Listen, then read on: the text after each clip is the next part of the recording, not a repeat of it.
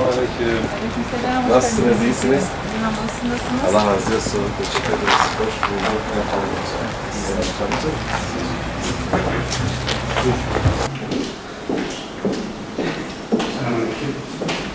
Aleykümselam. Hoş geldiniz. Nasılsınız? İyiyim, hamdolsun. Siz nasılsınız? Malatya'ya gelmişken meslektaşlarımızı görmeden gitmiyor. Valla çok iyi yapmışsınız. Gerçekten çok ince bir davranış. Çok teşekkür ederiz. Ben zaten milletvekilleri sağ olsun ziyaretimize geliyor. Özellikle eczacı milletvekilleri olunca daha bir böyle hani hem heyecanlanıyorum hem de gerçekten çok onur duyuyorum. Ve en azından duyurabilmek, sıkıntılarımıza ses olabilmek gerçekten çok önemli. Yok, tasvip etmişler. Ben genelde getiriyorum. Evet. Basın açıklaması bile sadece eczacı yaptığımız konu. Tabii bu konuda işte iletişimde olsak çok faydalı olur. Bazen biz her şeyi göremeyebiliyoruz. Sizlerle inşallah yola devam ederiz. Tabii ne demek. Bu konuda her zaman telefon var da iletişim de olsun birazdan atar. Ne problem olsa, ne zaman da olsa bizi hem arayabilirsin hem de iletebilirsin. Bizim de görevimiz de budur. Mahalledeyiz. Ona bir rapor sunacağım inşallah. Yapacağımı söylüyorum. Kolay gelsin. Kolay gelsin. Eyvallah. Allah'a ısmarladık. Kolay gelsin. Teşekkür ederim. Bizim yönetim olarak tek hedefimiz şu anda şu deprem sürecini atlatıp Malatya'ya yakınmasını tekrar eskisi haline getirmek. Bunun dışında başka çok şeyle uğraşmak istemiyoruz ve uğraşmıyoruz. İnşallah bu konuda şu sebeple uzatılır. Esnafımızla yapıyoruz. Sizler de meclistesiniz. Bu konuyu dile getirirsiniz. Malatya'da özellikle bu depremden sonra yani iş yerlerinin sorunları ya da ne bileyim özellikle faizli işletmecilerin, üreticilerin sorunları varsa biraz bunları konuşalım. En azından bizim derdimiz biraz da bu tür şeylere çözüm bulmaya çalışmak. Yani bizlik bir şey varsa, biz en azından bakanlıkla görüştüğümüz zaman, yetkililerle görüştüğümüz zaman Malatya'mızın, esnafımızın şu sorunu var, bu konuda destek olması gerekiyor ya da bu konuda öneriler çıkması gerekiyor. Bu yönden yani sizin en azından oda olarak gördüğünüz Malatya'nın bariz son sıkıntılarla ilgili şey yapabiliyoruz. Tabii, bizim şu sizler de görüyorsunuz, konteynerler var. Şimdi konteyner, düşünün, bir mağaza düşünün, 10 kişi falan çalışıyor. Ve bu mağaza işte A markası, ünlü bir marka.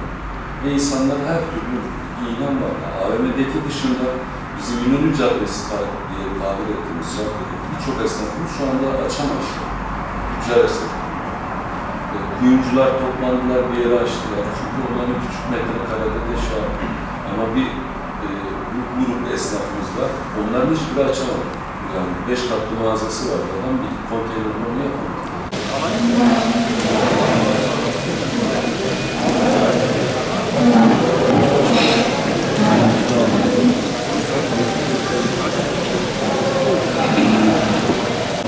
Çoğu terk etti ama muhakkak kalanlar var. Bu kalanlar daha küçük zaten terk ettiklerine gidip konteynere falan yapıyor. Kimi çarşıyı bir daha tutuyor. Ama çok kan kaybetti. Biraz temel sorunumuz nedir? Yani mesela... Aynen öyle. Ne konuşacağız?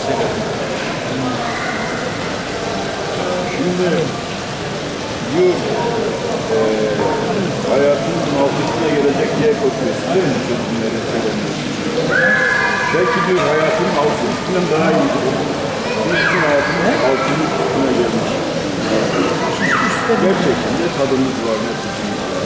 Ne gülümseyebiliyoruz. Yani bu mağazada kalan insanlar deprem bölgesinde daha çok esnaf Malatya'da alt üstüne gelmiş. Siz buraya gelirseniz çok şey alın ama siz de gelin. Önerdiğiniz çözümlerle Hayır, arabayı bırak gel bunlara. Sen gel. yani çözüm çünkü çarşı bir belki 20'ye yakın, 30'a yakın merkez olur. Kendi çapında. Yani esnaf nereye giderse gitsin o 6 Şubat'tan önce bir düzenli monotonluğunu yakalama şansı yok.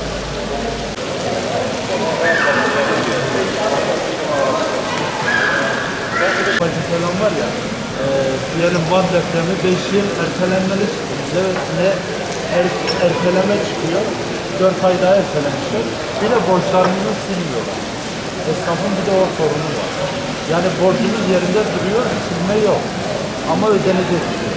Normalde Van'da silindi, 5 yıl alınmama şartıyla sildi ama Yani daha bunun arkadan dolanmanın, şurayı aşmanın, burayı kirnedir ve düşünmenin bir anlamı yok. Malatya'da deprem bölgesi bir sebebin uzatılması lazım. Gerçekten esnaf 4 ay uzattılar. Yani bunun gerçekten uzatılması lazım. Tekstil fabrikaları kaçıyor, Mısır'a kaçıyor şuraya. Burada mesela şimdi TOKİ'leri yapıyor, 61 tane konut teslim edecekler. Bu konutta yaşayanların çoğu tekstilde çalışıyor. Tekstil fabrikaları. Onları götürüyorsunuz siz. Malatya'yı boşaltıyorsunuz, Mısır'a taşıyor, başka illere taşıyor. Bu adamlar evi olacak ama bir iş olmadığı zaman burada nasıl yaşayacak bu insanlar? Allah'ınıza sağlık. Bize şeref verin. Allah razı olsun sizden. Her zaman. Eyvallah. Allah razı olsun. Bize rahat bir şekilde ulaşabiliyorsunuz. Her türlü sorunlarınızı dile getiririz. Ama valla biz diğer milletvekilleri gibi demeyiz ya da diğerlerinin çoğunun gibi. İşte biz bunu hallederiz, bunu bitiririz. Valla biz hallederiz, bitiririz diyemiyoruz. Yalnız sizin bu sorununuzu yetkili kimse ona iletiriz. Biz zarrayız bir de böyle. Zarra inadımızı da kullanmayız. İnatla bu işi çözülene kadar. Ondan sonra orada çözüldü, çözülmedi. Bakanlıksa bakanlık, Cumhurbaşkanı ise Cumhurbaşkanı'na biz iletiriz. Çünkü biz kendimize bir mesuliyet bunu biliyoruz. Ve bu sorunu ilgili kişiye aktarırız. Uyuyor, uyuyakalıyor, gözlerini açıyor. Tabii ilk işi şapkasına bak. Ucuna kadar çıkmış bekliyor. Eyvah diyor, servetim gitti. Ben ne yapacağım? Biraz düşünüyor. Diyor böyle bir şey başıma geldi. Gel zaman git zaman derken torunlarından biri de bu işi yapıyor.